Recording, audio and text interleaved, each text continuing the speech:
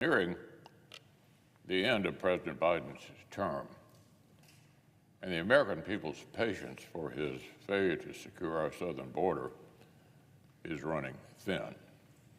After 3 years in office, nearly every conceivable metric has distinguished the Biden administration from its predecessors for all of the wrong reasons. Since the President took office, Customs and Border Protection has seen the highest annual total for border encounters on record. CBP has reported more than 77.8 million encounters with illegal immigrants at the southern border, and this doesn't even count the 1.6 million known getaways. Fentanyl and other lethal drugs pushed by China through Mexico and across our border are the primary cause of death among American adults between ages 18 and 45. And reports of individuals on the terror watch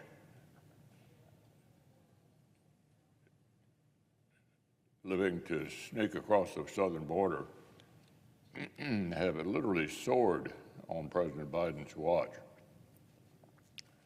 5 years ago, CBP didn't encounter a single individual on the list between southern border ports of entry. Last year, they encountered 169. So this is what broken borders look like. This is humanitarian and national security failure of the highest degree. And it's no mystery how we got there. President Biden and Vice President Harris were promising open borders 4 years ago on the campaign trail. And they started following through literally on day one. The Biden administration rescinded policies like Remain in Mexico that helped CBP hold the crisis at bay.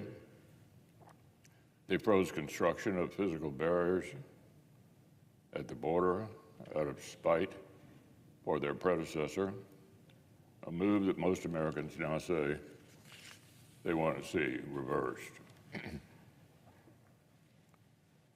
Every Senate Democrat voted to let President Biden repeal Title 42, a pandemic-era policy that represented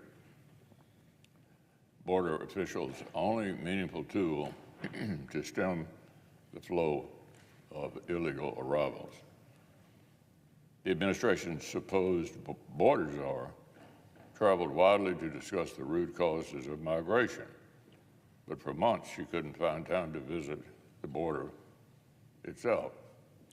And for years, Washington Democrats have refused to call the situation what it obviously is, a crisis.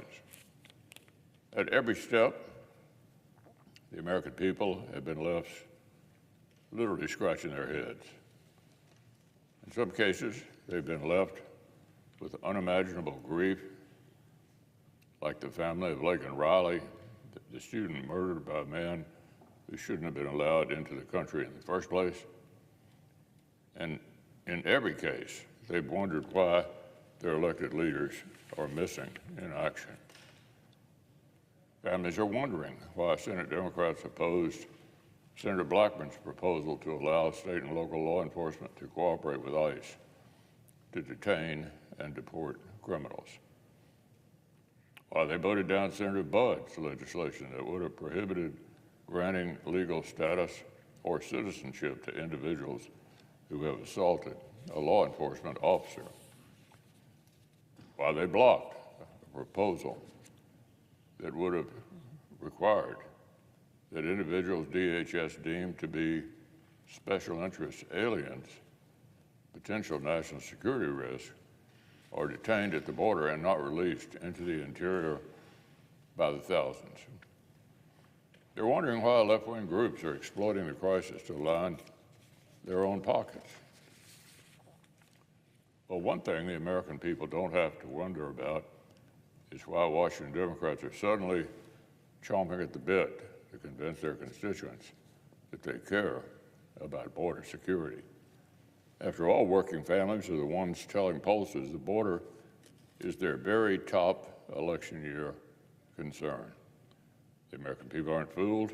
They know that the president's summary reversal of common sense border authorities is what started the crisis, and they know the solution is not a cynical Senate theater.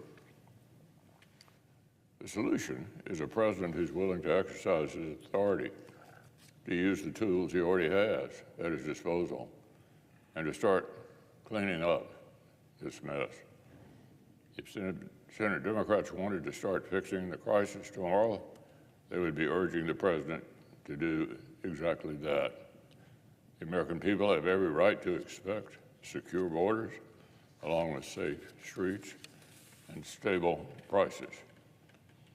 They don't have time for distraction, and neither do Senate Republicans.